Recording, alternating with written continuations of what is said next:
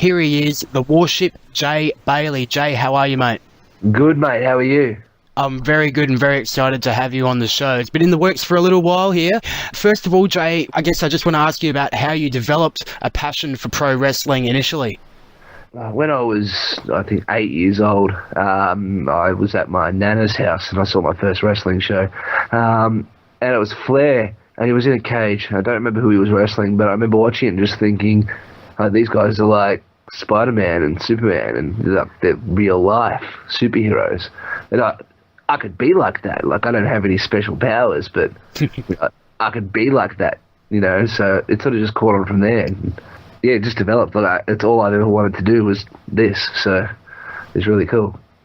And early wrestlers that sort of inspired you as a kid and growing up, and then, of course, starting in the business. Who were some of those names? I really liked Dean Malenko. A lot of people might not even know who he is anymore.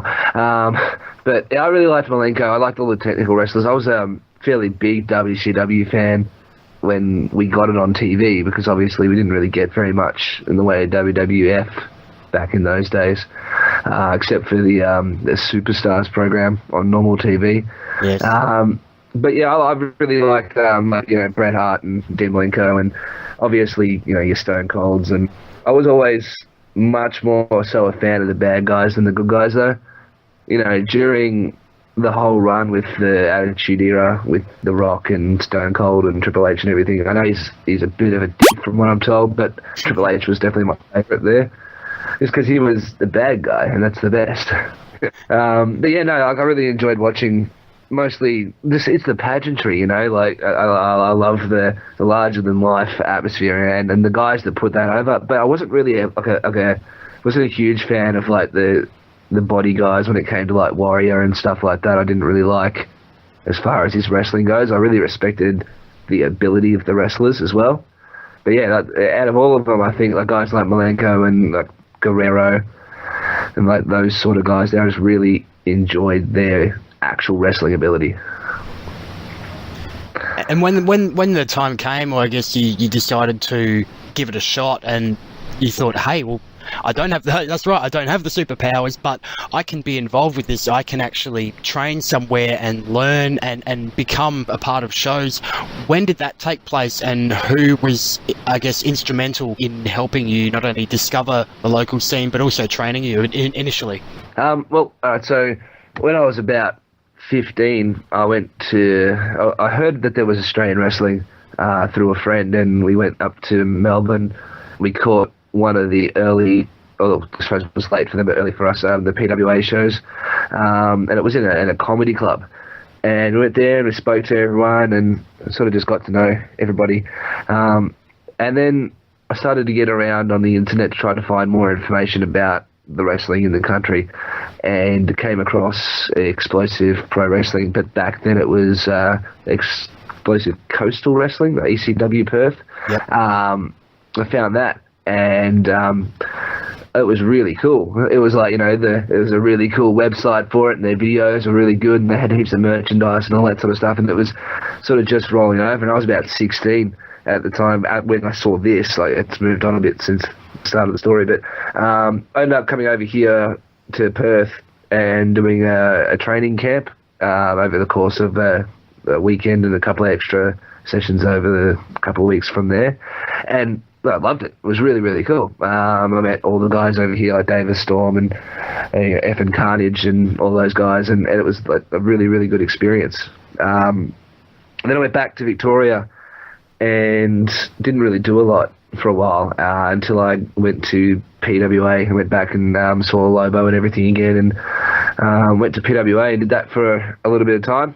And then eventually, they fast forwarded through all of the life and everything, eventually came back and met Jim Race, who was about to undertake Ballarat Pro Wrestling about a year prior to Ballarat Pro Wrestling starting up. I started training with him. So he finished off what was my training.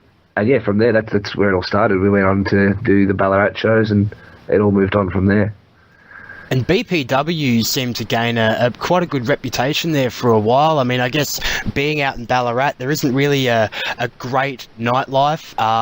There isn't a whole heap to do as far as attractions and whatnot. And when it came time, I noticed for the BPW events to take place, the crowds were reaching 300, 400, 500, 600 people, and seeing video and DVDs and photos from the events, it was quite astounding that you wouldn't think a company tucked away in Ballarat would get such a crowd and a hot crowd, and some of the action that came out of there was fantastic. I know that when the BPW RCW feud took place and yourself, Jim Rays and Matt Silver and a few others came down, Danny Psycho at the time was also a part of BPW, and there was some really great feuds happening there, and also it was something different that was coming to our shows, and therefore I think it really built momentum for Riot City Wrestling as well as BPW at the time.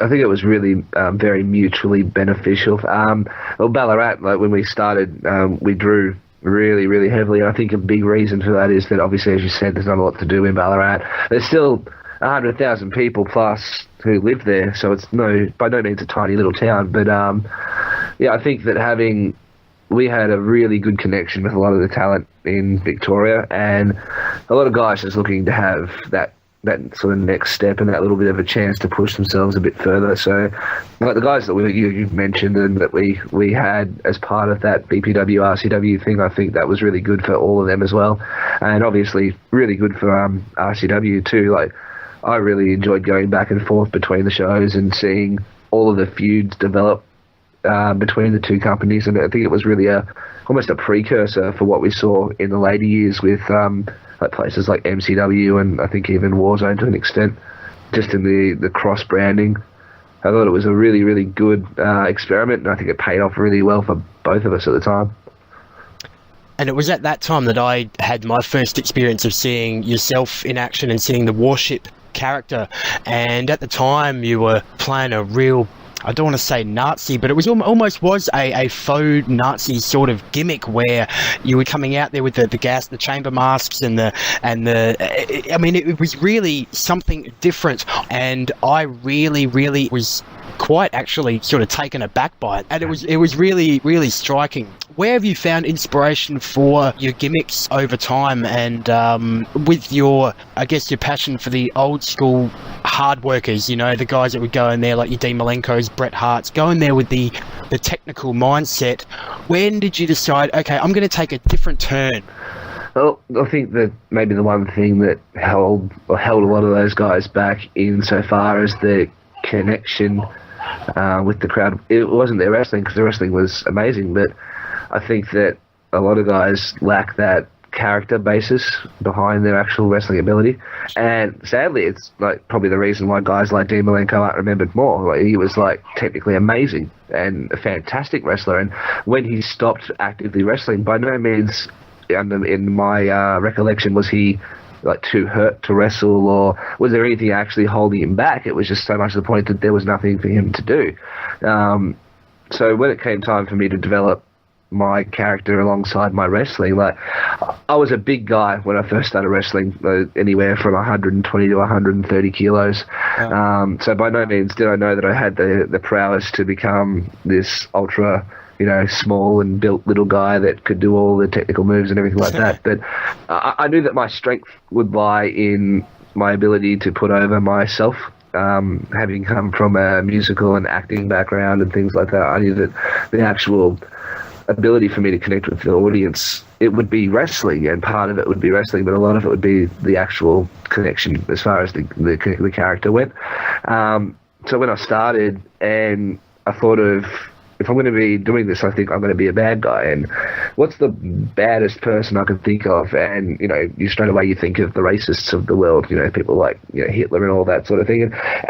But I didn't want to touch that line because, you know, obviously coming from European background, there's I can understand and sympathise with some of the negativity that surrounds that. So just the feeling behind it, it was almost an implied racism. Without saying it directly, that's what it was. Yep. I remember hearing a story from Riot City, actually, where one of the guys' parents were there, and were both Jewish. As I was wrestling Fusion, and as I lifted him up for my move, which I called the Holocaust driver at the time, I actually said that really loudly, and I remember hearing later on that they were quite offended by it. So, oops.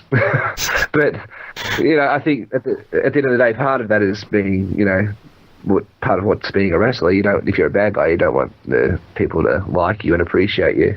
I had a bottle thrown at my head last night, so. Holy heck! Yeah. It wasn't glass, was it? I don't hope not. I don't really remember. I just remember it hitting me, and I didn't react to it at all, and just slowly turned around to look at the person who threw it. But I think if it was glass, it might have knocked me out. Heat, ladies and gentlemen. But no, yeah, that's the thing, is that it was always just to try to get the best reaction out of people. And what are some of the changes that you've seen in the Australian wrestling circuit from, I guess the time that you did start out with Jim Ray's and BPW to now? I've sort of floated in and out, because obviously I've moved states a couple of times and things like that, but I've stayed consistently wrestling the whole time. But I think that a couple of things really happened to change the dynamic, and I think one of them was Melbourne City Wrestling. I know that Australian wrestling was at a point when I started where you had a couple of companies running around that were sort of just doing it, sort of going through the motions and doing their thing and booking the same guys that, doing the same matches that they've done for the last 10 years, sort of deal.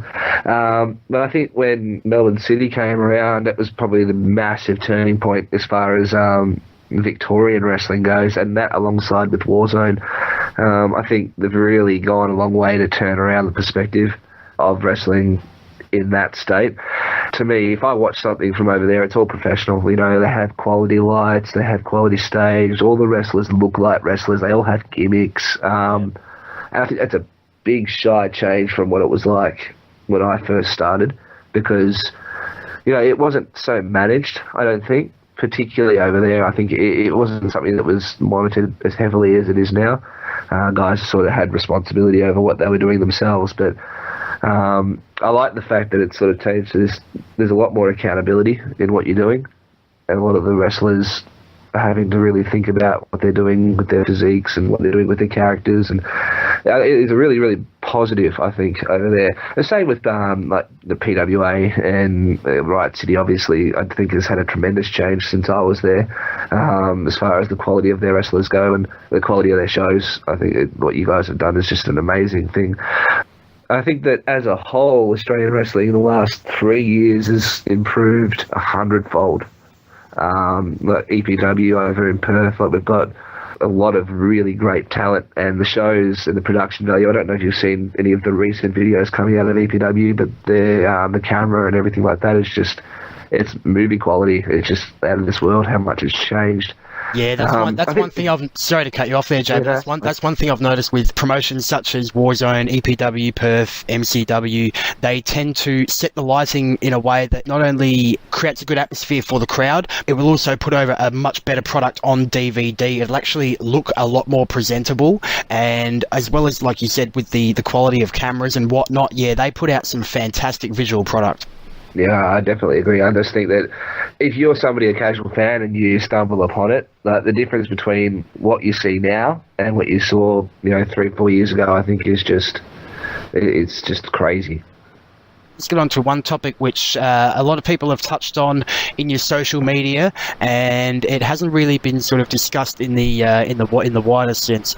The Queensland wrestling scene, it hasn't, I guess, taken off like it has in other states. You've got EPW Perth, as we talked about, who put on a fantastic product. You've got your Right Cities and your 01s in South Australia. Then you've got MCW, Warzone, Sydney, PWA, PWWA. But with Queensland, there seems to be a lull. I know there are a few little promotions out there, and they're trying to grow and they're trying to build. But what do you think it's going to take for the Queensland wrestling circuit to, I guess, get up to the level that some other states are reaching at the moment? This is a bit of a touchy one, because I was over there last year before last. Sorry, having a child will alter your perspective a little bit on time. But I was over there working for Prowl over there, and I was actually their champion for over a year. Yes. So I was going over there regularly to wrestle. And at the time, like the shows, we had a lot of great talent come onto the shows, and a lot of great people were there. We had all the design aspect, because at the time I was actually doing a lot of that for them as well. Like everything about it looked really good on paper, but there was just there's no return. And I think that was true for a lot of companies over there, is that they're having really good talent and putting on really good shows, but the crowd wasn't there and it just wasn't happening. A lot of that, I think, was to do with advertising and things like that too. There seems to be a lot of bickering and infighting from over there. That's something that I experienced when I was over there. And in no ways is this a knock at Queensland Wrestling, because I respect a lot of guys over there. I think a lot of guys over there are very talented wrestlers, and I really do think that they have all the tools to put on a company and a show as big and as good as some of the other ones around the country. It just doesn't seem to be happening. That being said, though, you have AWA at the moment, which is slowly but surely building up. I hear very good things about what they're doing, and the video quality that's coming out of their camp is quite good as well. And Pacific Pro Wrestling as well, they're the other guys that seem to be doing pretty good things. I don't know about their number too much as far as the crowd or anything like that, but as far as the talent that they're getting over there at the wrestling shows, they look like they're doing really well, and production-wise, they look really good too. I don't know, I suppose, is the short and the long answer. I don't really know what Queensland would need to do, because it seems like everybody's doing all the right things. I did read something online recently where a promoter of one of the companies did say that they weren't doing enough advertising-wise, and to me, I don't get that personally, because with Ballarat, it was nothing but advertising. In the time leading up to the shows, we had 2-month breaks in between shows, but in the time running up to those shows, every day we were doing something else advertising, whether it was posters or flyer runs or radio or newspaper. We were always doing something. We had heavy internet campaign. And I just don't see, if you're going to do a show, why you wouldn't put a lot of effort into actually getting the people there to watch it. It's a respect thing for your wrestlers and for the show as well, you know?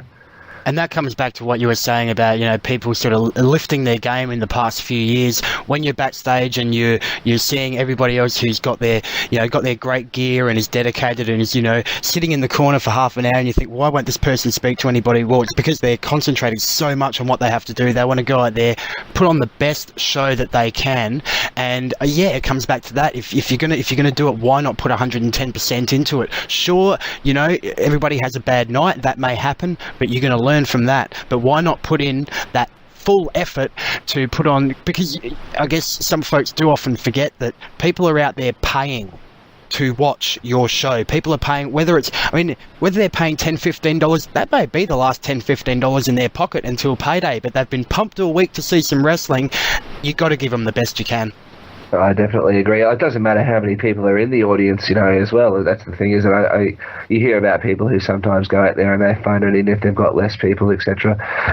But I think that it doesn't matter, because everyone's paying their money. Everyone's paying to watch the wrestling and to watch you wrestle. So, I just don't know why you wouldn't put as much effort into your shows as your fans put into coming to the shows. Some people travel for hours to get there, and people, they work all week so that they can afford to come and buy merchandise or come and watch the show and buy some food or buy a drink or whatever the case may be. And obviously it's not the driving force for that, but if you can at least provide them with an entertaining night, then I think you've done your job. Having a family at the moment, and your partner as well is involved in pro wrestling, has it made things tougher, or does it make it easier being in pro wrestling with your partner being an active worker as well, and be able to share your problems and also grow together as well? I think that there's probably two sides to the coin. In one aspect, it's super beneficial, because you can go interstate, and I've had girlfriends in the past where you go interstate and every 5 minutes you get a text message, where are you, who you're talking to, etc., etc., etc. But the thing is that with wrestling, we know everyone, whether or not we all get along or anything like that. It's neither here nor there. We know what the scene is like in the background. You know, we know backstage how people are. We know about the shows, and we know the dedication, and you know the fact that, yeah, okay, cool. So we're going to fly over here on the Friday morning at some stupid time of night, and then we go in the morning. Sorry, and then we go to go to the show, and we go set up and get something to eat. And it's a very much a process that if you're a wrestler, you understand it, and if you're not, you really don't. I suppose the benefit of that is that we can sit on the couch as well when we are together and not at shows, and we can bounce ideas off each other about things that we want to do and we want to talk about. But at the same time, I suppose there's a real competitiveness in the sense that we're both trying to do really good things. We both want to do as good as we can. So we do support each other with it, but sometimes it's like, what do you think about my match? No, what do you think about my match? And, it becomes a bit of a struggle to sort of discern the right answer from each other, because we're both sort of trying to figure out what we're doing and to see if it's good or not. So especially on show day, that's one of those times where it's like you can't really talk to each other, because if you talk to each other on show day, you're just going to end up arguing. Let's get back to the character of WARSHIP. Recently on WARSHIP TV, the YouTube channel, which I encourage everybody, if you haven't already, to go out there and check out. We've seen some very different promos this year coming from yourself, and I guess they have set the bar for pro wrestling promos and vignettes in Australia this year. There's obviously some heavy inspiration from the V for Vendetta series, and I know at the moment you can't disclose a whole lot of information, but tell us just a little bit, or what you can, of the current vignettes that have been going around on WARSHIP TV, and a little bit of, I guess, the inspiration behind them, besides V for Vendetta.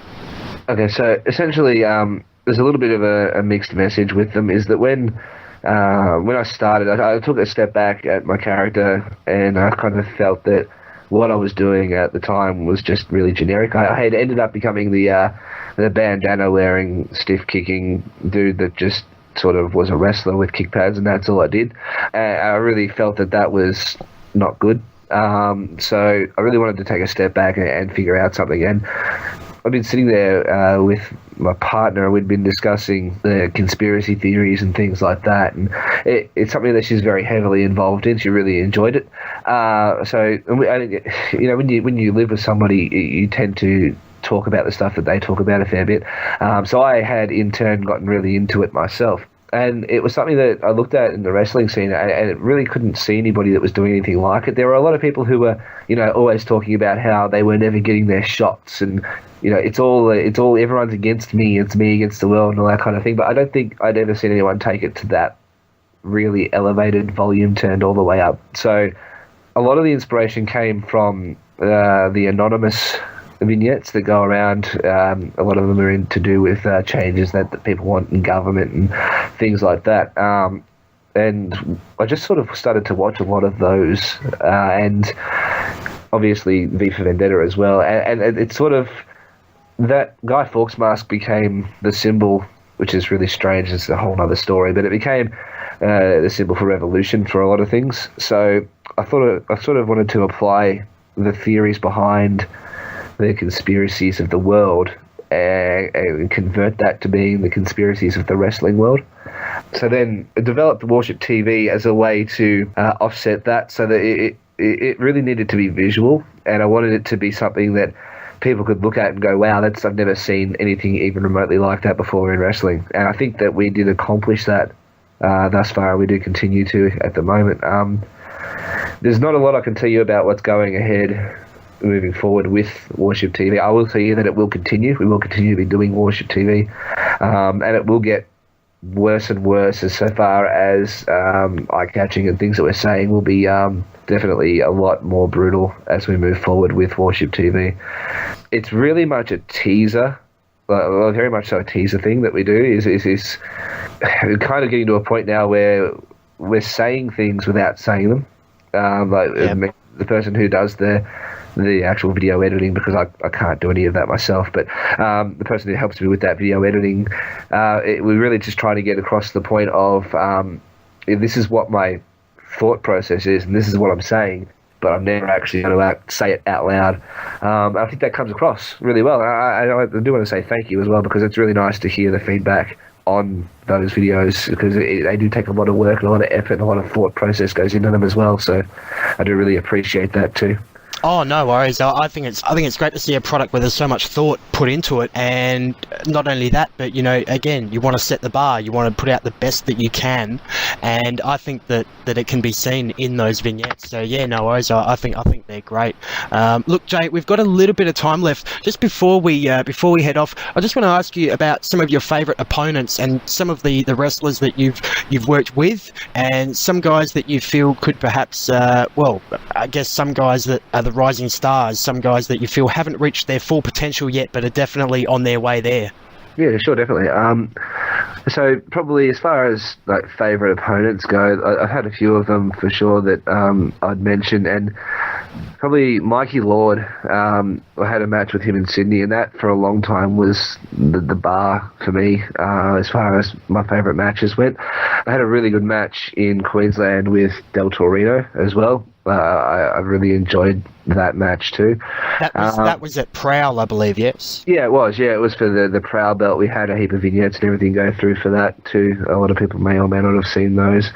But it was a lot of fun to do though. Like, the whole thing was really good. I really enjoyed... I had a match with Mimic at Mount Gambier one year. Yes, I remember calling that one. It was probably, still to this day, would be my favourite match, I think. Just as far as wrestling Mimic, it was just an absolute honour to do, and I think that we just clicked the whole time. I'd love to do it again, because we just clicked. Like, everything that we did, it was like we didn't even have to think about it. So it was really enjoyable.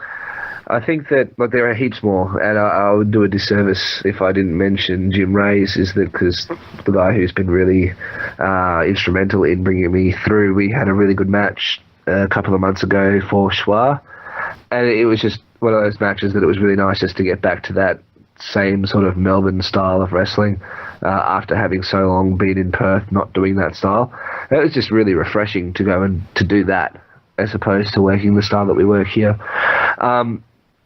As far as guys that I think are going to go far, it's hard because I don't get a chance to see all of the product from the rest of the country. But as far as Perth goes, I think that guys like Hayden Zenith for EPW, he's one of those guys that he's only young, but to watch in the ring is just really, really just nice and crisp.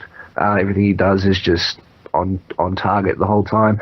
And probably the one guy that I think in the last year has just gone from being a great worker to just absolutely phenomenal in the ring is the current EPW champion, Sebastian Sander.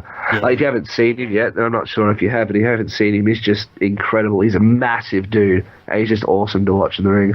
Yeah, I have seen some video of Sebastian Sander. He's impressive for sure, and again looks the part and really puts out a great effort with what I've seen of him at least. I can't wait to see him in person.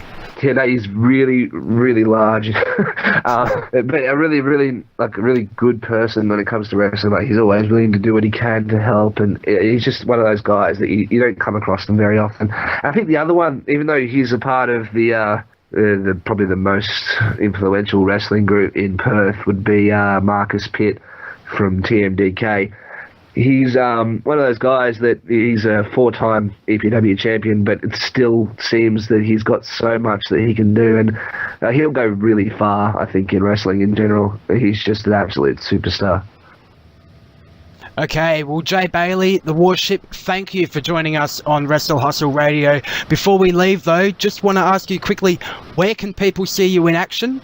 And where can people get in touch with you? Via Facebook, Twitter, WARSHIP TV even? Tell us all about it. At the moment, I'm wrestling predominantly in Perth. You'll be able to see me for the Southern Hemisphere Wrestling Alliance on July 20th. I'll be defending the belt there. Currently the champion there, defending the belt against Jared Slate. After that, you'll be able to see me at EPW State of Origin, which is August 3rd, from the Cyril Jackson Rec Centre. We'll also, to find me on the internet, I suppose you can go to facebook.com/thewarship. I'm also on Twitter at _Warship. I have YouTube, which is youtube.com/TheWarshipTV. That's where you'll find the Warship TV videos. And yeah, pretty much anywhere that you look for social media, if you type The Warship in, you'll probably find me.